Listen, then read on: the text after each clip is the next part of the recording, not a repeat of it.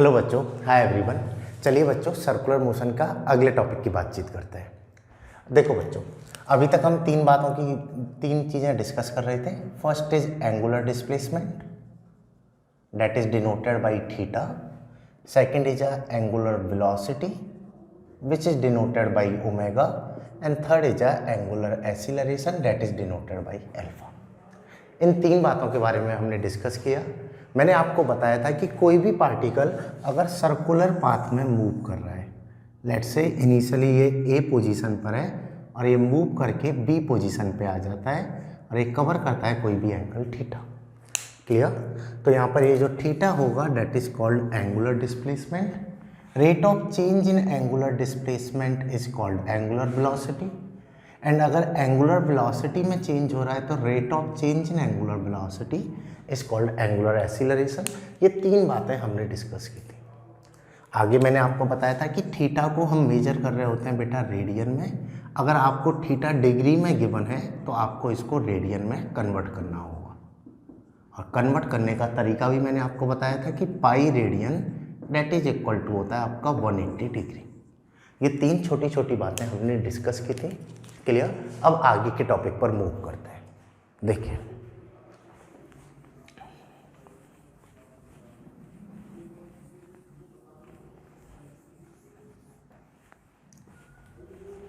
जैसे मैं अगले टॉपिक की अगर बच्चों बातचीत करता हूँ, सो नाउ द नेक्स्ट कुछ छोटी छोटी टर्म्स होती हैं, पहले हम उनको समझ लेते हैं। First term is called frequency that is denoted bye F. Frequency term का मीनिंग क्या है ये समझ लो। लेट्स से मैं बोल देता हूँ पार्टिकल सर्कुलर पाथ में मूव कर रहा है, ठीक है। ये इसका सेंटर है, इनिशियली पार्टिकल ए पोजीशन पर है और ये इस वे में सर्कुलर पाथ में मूव कर रहा है। ऐसे आपको ट्रेजेक्टरी गिवन है। तो बेटा फ्रीक्वेंसी को हम डिफाइन करते हैं that is a number of revolutions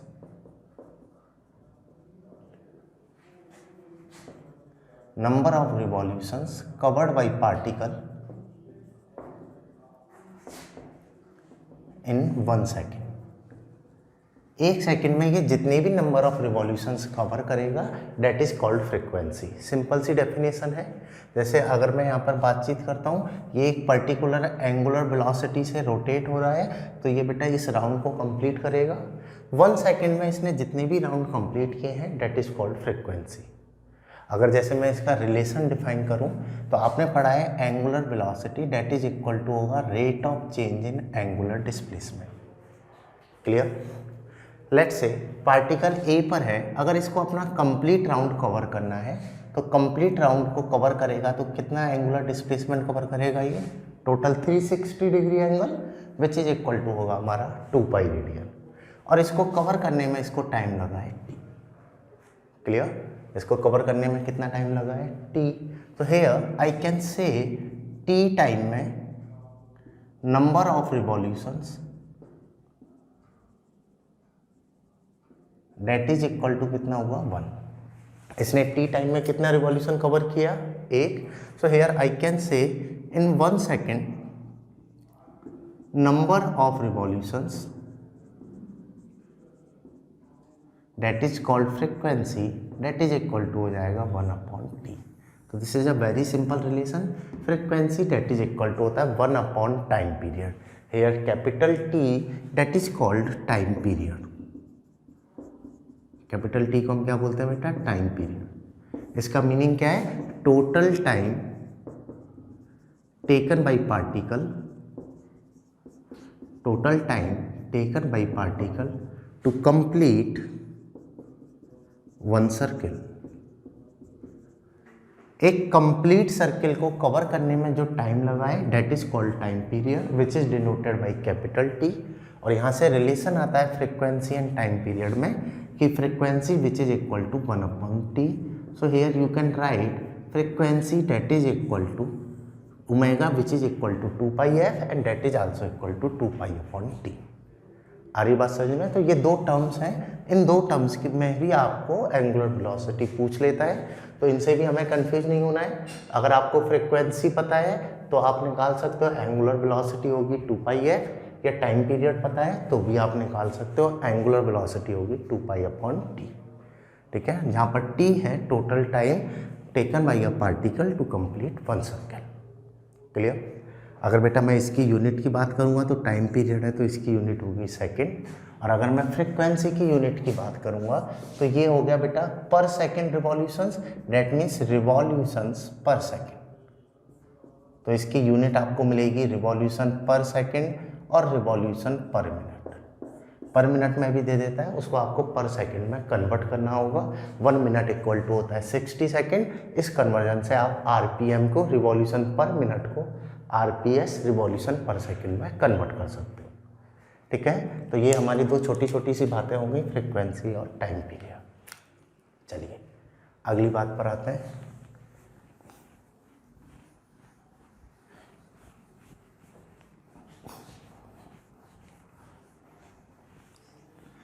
देखो बच्चों, अगर मैं 1D की बात करूं तो 1D पूरा कंप्लीट 1D को मैंने 3 केसेस में डिवाइड किया था।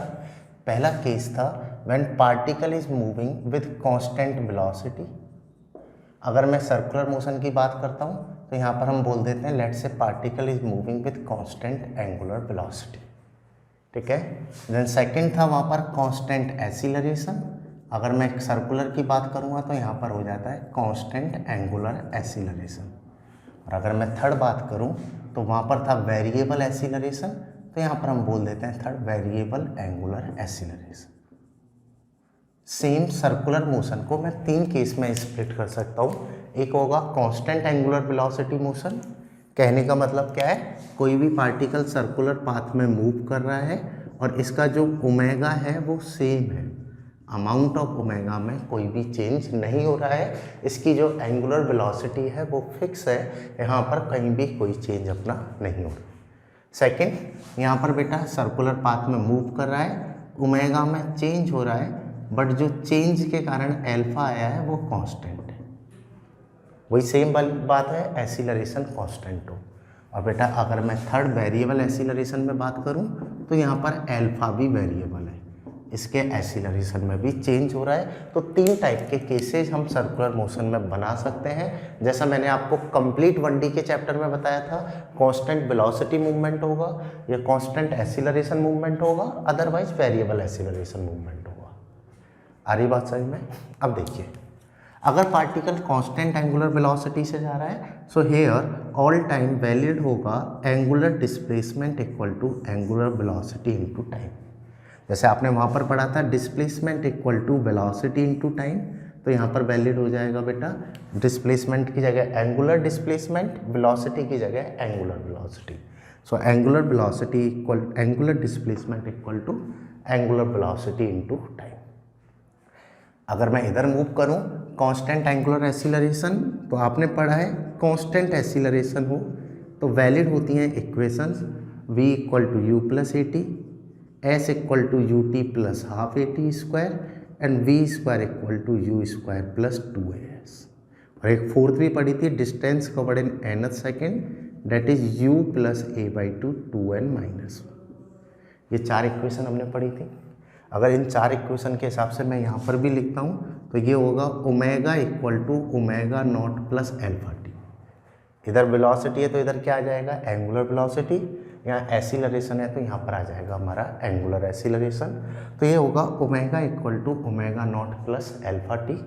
इधर आप लिखोगे बेटा theta equal to omega naught T plus half alpha T square. Theta equal to क्या होगा omega naught T plus half alpha T square. अगर आप इधर लिखोगे तो ये होगा omega square that is equal to omega naught square plus 2 alpha theta. ये फाइनल वेलोसिटी, इसकी जगह एंगुलर वेलोसिटी, इनिशियल वेलोसिटी का आ गया ओमेगा नॉट, ए का आएगा अल्फा, एस का आ जाएगा थीटा। तो omega square equal to omega naught square plus 2 alpha theta. Clear. अगर मैं अगला लिखूँगा बेटा distance covered in nth second, same angular displacement covered in nth second. अगर यहाँ से फॉर्मूला बनाओगे तो omega not plus alpha by 2n minus. कहने का मतलब क्या है, सीधा सीधा रिप्लेसमेंट है, डिस्प्लेसमेंट एंगुलर डिस्प्लेसमेंट से, वेलोसिटी एंगुलर वेलोसिटी से, एक्सीलरेशन एंगुलर एक्सीलरेशन से। सेम वही कॉन्सेप्ट है, उसी तरीके की न्यूमेरिकल्स बनने वाले हैं, वही सारे केसेस हैं। आ रही बात समझ में? तो कांस्टेंट एक्सीलरेशन हो तो इक्वेशंस लगाते हैं, कांस्टेंट एंगुलर एक्सीलरेशन हो तो इक्वेशंस ऐसे कन्वर्ट हो जाएंगे। क्लियर? अगला, अगर वेरिएबल एक्सीलरेशन है तो वहाँ पर आपने पढ़ा था v इक्वल टू यूज में लेते हैं ds ओवर dt और a इक्वल टू यूज में लेते हैं dv over dt। That means calculus method use में लेते हैं। तो यहाँ पर क्या बन जाएगा, omega equal to D theta over D T and alpha equal to D omega over D T. वही यहाँ पर ये कैलकुलस में ही यूज होगा, बट यहाँ पर टर्म्स जो हैं वो रिप्लेस हो जाएंगे। तो पूरा कॉन्सेप्ट समझ लो, ये काफ़ी इंपॉर्टेंट है। That is a kinematics of circular motion. This topic is a kinematics of circular motion.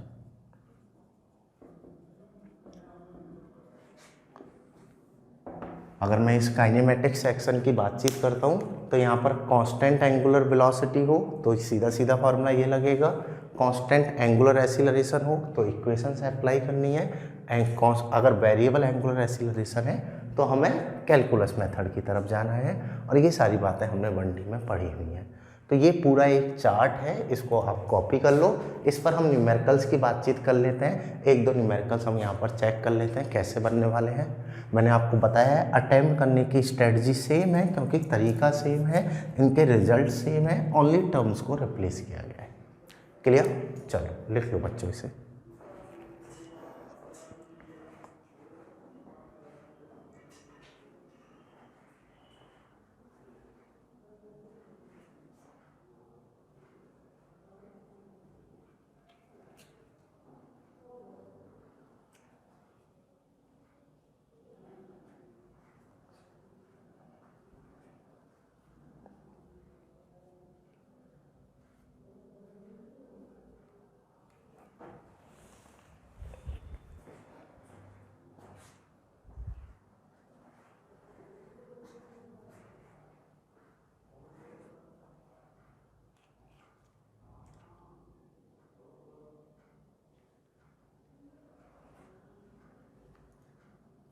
चलिए आगे मूव करते हैं।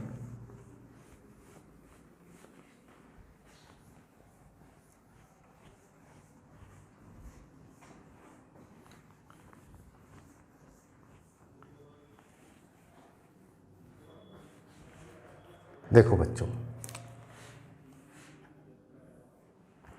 जैसे अगर मैं न्यूमेरिकल ले लेता हूँ, लेट से आपको गिवन है फैन इज रिवॉल्विंग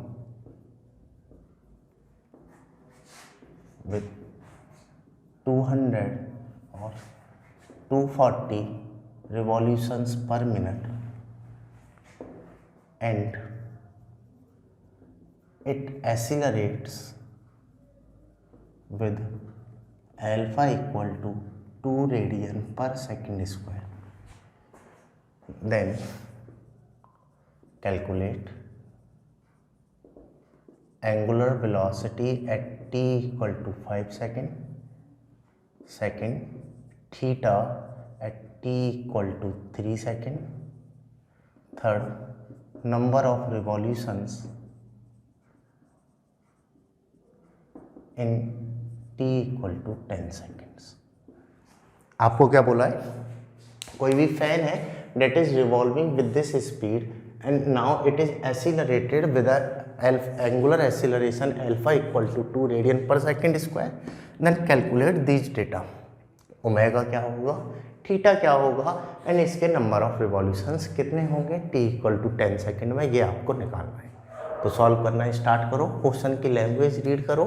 अगर आप रीड करोगे तो आपको ये रिलेटेबल लैंग्वेज दिखेगी 1D से।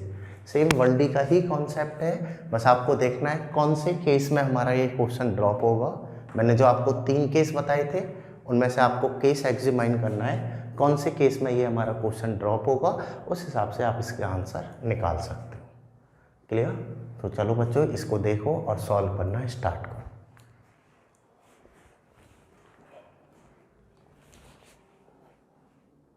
बाकी मेरे साथ समझ लो किस तरीके से इसको हम सॉल्व करेंगे। देखो बच्चों, आपको बोला है कि here fan is revolving with 240 revolutions per minute and the angular acceleration is 2 radian per second square. तो सीधी सी बात है, यहाँ एक्सीलरेशन है तो ये सेकंड या थर्ड केस में से होगा, या तो कांस्टेंट एक्सीलरेशन केस में आएगा, अदरवाइज वेरिएबल में आएगा। क्लियर? यहाँ पर अमाउंट अगर मैं चेक करता हूँ तो ये फिक्स है, तो ये कांस्टेंट एंगुलर एक्सीलरेशन के केस में आने वाला है। और अगर ये कांस्टेंट एंगुलर एक्सीलरेशन के केस में है तो मैं बोल दूंगा यहाँ पर अप्लाई होंगी अपनी काइनेमेटिक्स इक्वेशंस। आ रही है बात समझ में? मैंने अभी बताया आपको कांस्टेंट एंगुलर एक्सीलरेशन है तो अप्लाई होंगी बेटा आपकी काइनेमेटिक्स इक्वेशंस। सिंपल। चलिए तो अप्लाई करने का ट्राई करते हैं काइनेमेटिक्स इक्वेशंस को यहाँ पर। तो देखिए आपको निकालना है बेटा omega theta and number of revolutions. मेरे पास इंफॉर्मेशन है frequency that is 240 revolutions per minute. मैंने आपको बताया था रिवॉल्यूशन पर minute is a unit of frequency. अगर मैं इसको बेटा आरपीएस में कन्वर्ट करूँगा तो 1 मिनट इक्वल टू 60 सेकेंड, तो ये हो गया रिवॉल्यूशन पर सेकेंड। तो यहाँ से आ जाएगा 4 रिवॉल्यूशन पर सेकेंड। फ्रिक्वेंसी कितना आ जाएगा? 4 रिवॉल्यूशन पर सेकेंड। यहाँ से अगर आप ओमेगा लिखोगे तो ओमेगा होगा आपका 2 पाई है। यहाँ पर बेटा 2 पाई फ्रिक्वेंसी है आपकी 4, तो ये आ जाएगा 8 pi radian per second. Omega कितना आ जाएगा आपका? 8 पाई रेडियन पर सेकेंड। आई बात समझ में कि मैंने इनिशियल वेलोसिटी इसकी निकाल ली, date is 8 pi radian per second. अब मुझे ओमेगा निकालना है 5 सेकेंड में। कैसे लिखोगे? तो आपने पढ़ा है omega that is equal to होगा omega not plus alpha T. Here omega that is equal to initial angular velocity is 8 pi, alpha is 2, time is 5, so I can say here omega that will become 8 pi plus 10 radian per second. आगे समझ में कि RPM जो है that is a unit of frequency, तो आपको इसको convert करना होगा आरपीएस में। फिर फ्रीक्वेंसी से आप इनिशियल एंगुलर वेलोसिटी निकालोगे, उसके बाद आपको जो भी डिजायर्ड डेटा निकालना है उस अकॉर्डिंगली आप कॉन्सेप्ट अप्लाई कर दो। तो ओमेगा आ जाएगा अपना 8 पाई प्लस 10। क्लियर? चलिए सेकेंड क्वेश्चन चेक करते हैं। सेकेंड में मुझे निकालना है बेटा थीटा क्या होगा। t इक्वल टू 3 सेकेंड पे थीटा क्या होगा, ये कैसे लिखा जाएगा? तो देखिए आपने पढ़ा है theta that is equal to होता है omega naught T plus half alpha T square. Omega naught T plus half alpha T square. So here theta equal to omega naught तो कितना है 8 पाई, किस टाइम पे निकालना है 3 सेकेंड पे, multiplied by 3 plus half alpha कितना है बेटा अपना 2 एंड टाइम इज 3 सेकेंड, 3 का होल स्क्वायर इज 9। क्लियर? तो 2 से 2 कैंसिल आउट हो जाएगा, तो theta that is 24 pi plus 9 that is radian. ये आंसर किस में आएगा हमारा? रेडियन में आएगा। अरे ना, क्योंकि हम सारा डेटा जब रेडियन में पुट कर रहे हैं तो हमारा फाइनल आंसर भी किस फॉर्म में आएगा बेटा? रेडियन की फॉर्म में ही आने वाला है। तो यहाँ पर मैं अगर थीटा की बातचीत करूँगा तो थीटा होगा 24 पाई प्लस 9 रेडियन। क्लियर? ये दोनों बातें आ रही हैं समझ में? चलिए अगली चीज़ चेक करते हैं। नाउ नेक्स्ट कॉन्सेप्ट आपसे पूछा है बेटा number of revolution in t equal to 10 second. 10 second में नंबर ऑफ रिवॉल्यूशंस कितने होंगे, इसको कैसे निकाला जाए? तो देखिए ये कैसे निकालोगे? जैसे अगर बेटा सबसे पहले यहाँ पर ये फैन रिवॉल्व हो रहा है, तो ये रिवॉल्व होगा तो सिंपल सी बात है कि इसका कोई ना कोई एंगुलर डिस्प्लेसमेंट होगा। तो पहले मैं एंगुलर डिस्प्लेसमेंट निकाल लूँ। एंगुलर डिस्प्लेसमेंट के बाद आप निकाल पाओगे नंबर ऑफ रिवॉल्यूशंस क्या होंगे। कैसे? तो देखिए थीटा इक्वल टू होगा omega naught T plus half alpha T square. Here omega naught is 8 pi, time is 10 second plus half alpha is 2, time is 10 second, 10 का स्क्वायर हो गया 100। तो यहाँ से theta that is equal to आएगा 80 pi plus 100 radian. ये तो हमारा आ गया बेटा टोटल एंगुलर डिस्प्लेसमेंट, इतना पार्टिकल का एंगुलर डिस्प्लेसमेंट होगा। Clear? Now I am interested to calculate number of revolutions. मुझे क्या निकालने है बेटा? यहाँ पर नंबर ऑफ रिवॉल्यूशंस को आप कैलकुलेट करना है। अगर मैं यहाँ पर बेटा नंबर ऑफ रिवॉल्यूशंस की बात करूँगा तो देखिए आपने पढ़ा है कि एक कंप्लीट रिवॉल्यूशन में टोटल थीटा कितना कवर होगा, 2 पाई। क्लियर? एक रिवॉल्यूशन में थीटा कितना कवर होगा अपना, 2 पाई। 10 सेकेंड में कितना थीटा कवर हुआ है, इतना। तो अगर मैं नंबर ऑफ रिवॉल्यूशंस की बात करूंगा तो ये क्या हो जाएगा, 80 पाई प्लस 100 अपॉन 2 पाई। आ रही बात समझ में? कैसे लिखा, जिनको समझ में नहीं आया वो इधर समझ लो। देखो इसको ऐसे लिख सकते हो, 2 pi radian equal to 1 revolution, then 1 radian equal to 1 upon 2 pi revolution, then 80 pi plus 100 radian equal to 1 upon 2 pi multiplied by 80 pi plus 100 revolution. ये वाली बात लिखी है मैंने। तो सीधा सीधा आपके पास टोटल एंगुलर डिस्प्लेसमेंट है, आपको नंबर ऑफ रिवॉल्यूशंस निकालने थे, तो उसको आप किससे डिवाइड कर दोगे, 2 पाई से, तो आपके नंबर ऑफ रिवॉल्यूशंस भी आसानी से कैलकुलेट हो जाएगी। आ रही बात समझ में? तो पहला हमारी जो प्रॉब्लम्स बनती हैं वो बनती है काइनेमेटिक्स ऑफ सर्कुलर मोशन पर।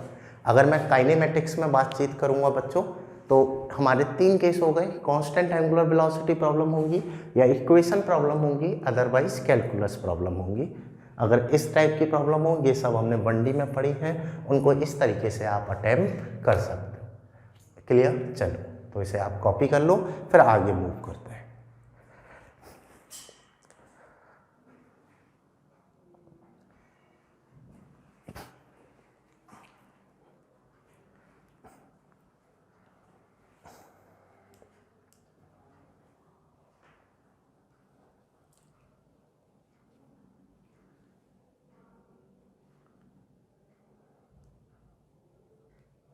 आ रही ना बात समझ में? चलो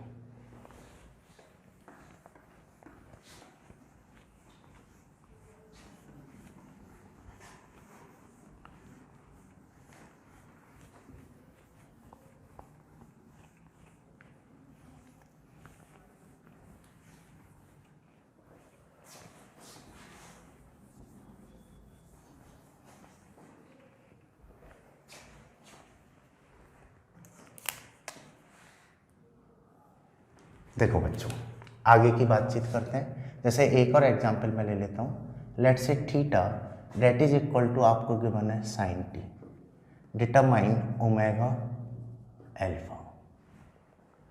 ठीक है, ओमेगा एंड एल्फा निकालना है। तो यहाँ पर अगर मैं टाइम में चेंज होगा तो थीटा में भी चेंज होगा। तो सीधी सी बात है, omega that is equal to होगा D theta over D T, which is equal to आ जाएगा आपका कॉस टी। और अगर बेटा मैं एल्फा लिखूँगा तो एल्फा होगा D omega over D T. तो इसको अगर आप डिफ्रेंशिएट करोगे तो ये आ जाएगा माइनस के साइन टी। ये तो सीधी सीधी प्रॉब्लम हो गई कि अगर फंक्शन फॉर्म में गिवन हो तो उसको हम बाया कैलकुलस मेथड निकालते हैं।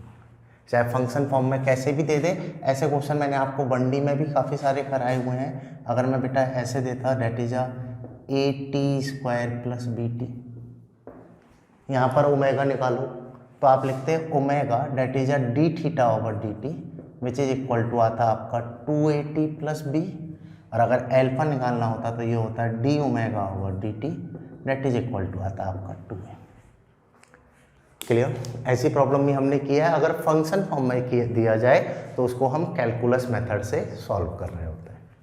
आ रही बात समझ में? तो काइनेमेटिक्स तो हमने ऑलरेडी पढ़ी हुई है, चाहे वो 1D की हो, सर्कुलर की हो, कहीं भी कोई डिफरेंस नहीं है। ओनली जो टर्मोलॉजी है वहाँ डिस्प्लेसमेंट की जगह यहाँ एंगुलर डिस्प्लेसमेंट है, वेलोसिटी की जगह एंगुलर वेलोसिटी है। बस इतना सा मामूली सा डिफरेंस है, बाकी सारी बातें एकदम अपनी सेम रहती हैं। क्लियर? चलो तो ये दोनों एग्जाम्पल भी आप कॉपी कर लो। ये वेरिएबल एंगुलर एक्सीलरेशन के लिए लिख लो, या कैलकुलस मेथड बेस्ड प्रॉब्लम हो गई अपनी। क्लियर?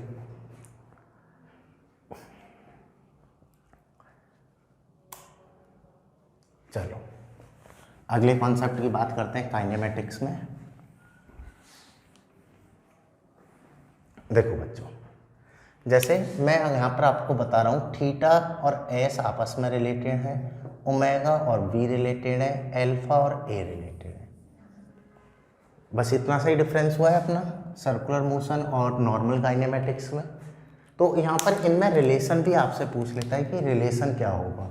जैसे relation between displacement and angular displacement.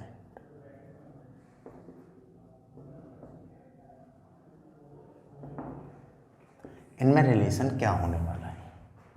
तो देखो बच्चों, अगर मैं यहाँ पर रिलेशन की बात करूँ, लेट से कोई भी पार्टिकल सर्कुलर पाथ में मूव कर रहा है, इनिशियली ये ए पॉइंट पर है और मूव करके ये बी पॉइंट पर आ जाता है। क्लियर? ये ए से बी जा रहा है तो ये इसका क्या होगा, डिस्प्लेसमेंट होगा, और ये इसका एंगुलर डिस्प्लेसमेंट होगा। ये एकदम क्लियरली विजिबल है। लेंथ वाला हो गया डिस्प्लेसमेंट और थीटा हो गया एंगुलर डिस्प्लेसमेंट, और यहाँ पर ये आर क्या होगी बेटा, इसकी रेडियस। आ रही बात समझ में? अगर मैं यहाँ पर बात करता हूँ कि इसका डिस्प्लेसमेंट कितना होगा और ये डिस्टेंस कितना होगा, तो जैसे अगर बेटा मैं आर्क लेंथ लिखता हूँ, आर्क लेंथ ए बी, तो देखो आर्क लेंथ ए बी, इसको तो आप डायरेक्ट बोल सकते हो, डेट इज इक्वल टू होगा रेडियस मल्टीप्लाइड बाई थीटा। ये फार्मूला तो हमने बेसिक मैथमेटिक्स में भी पढ़ा है। आर्क लेंथ क्या होगा बेटा अपना, radius multiplied by the theta. ये एकदम सिंपल सा टॉपिक है, एकदम सिंपल सा कॉन्सेप्ट है, इसमें तो कुछ भी ऐसा सोचने का अपना नहीं है। ठीक है, कि arc length that is A B which is equal to होगा radius multiplied by theta. The only concept ये आपसे पूछ लेता है कि इसका डिस्प्लेसमेंट कितना होगा। डिस्प्लेसमेंट कैसे निकालोगे, अब वो समझ लो। देखो बच्चों, जैसे इस डायग्राम को थोड़ा सा अब हम बड़ा कर देते हैं जिससे आपको और अच्छे से यहाँ पर दिख जाए। लेट्स से ये सेंटर ऑफ द सर्किल है, ये ए पॉइंट है, यहाँ पर बेटा ये कोई भी बी पॉइंट है, और इन दोनों के बीच का एंगल है थीटा, और ये है आपका एंगुलर डिस्प्लेसमेंट। ये आपका क्या हो गया, डिस्प्लेसमेंट, और थीटा हो गया एंगुलर डिस्प्लेसमेंट। क्लियर? मुझे अगर बेटा इसका थीटा के साथ रिलेशन निकालना है, तो मैं यहाँ से अगर एक परपेंडिकुलर डालूँ तो ये हो जाएगा थीटा बाई 2, और ये भी अपना कितना हो जाएगा, थीटा बाई 2। ये इसकी रेडियस है और ये भी इसकी रेडियस है। क्लियर? तो आपको ये एक ट्राइंगल दिख रहा होगा, राइट एंगल ट्राइंगल दिख रहा है, और राइट एंगल ट्राइंगल से अगर मैं इसकी लेंथ लिखूंगा तो आप बोल सकते हो in uh triangle O A C, in a triangle O A C sine theta by 2 that is equal to होगा perpendicular upon hypotenuse, that means A C upon R. Theta के सामने वाली साइड क्या हो जाएगी, परपेंडिकुलर, तो यहाँ से A C that is equal to आएगा आपका आर साइन थीटा बाई 2। आ गया? ए सी कितना आ गया, R sine theta by 2। Same way में in uh triangle of O B C, अगर आप बेटा बी सी निकालोगे तो ये भी आपका आएगा आर साइन थीटा बाई 2। ये भी कितना आएगा आपका, are sine theta by 2। So here displacement A B that is equal to कितना हो जाएगा, 2r साइन थीटा बाई 2।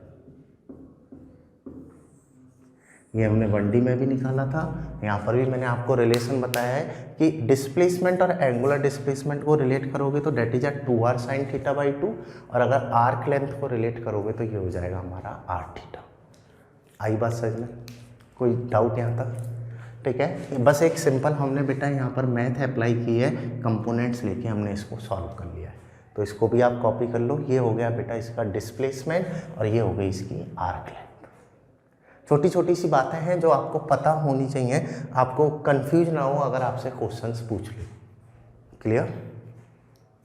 चलो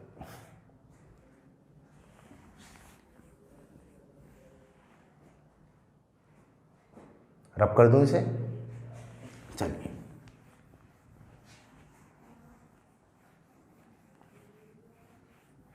जैसे मैं अगला रिलेशन ड्राइव करता हूं, relation between velocity and angular velocity.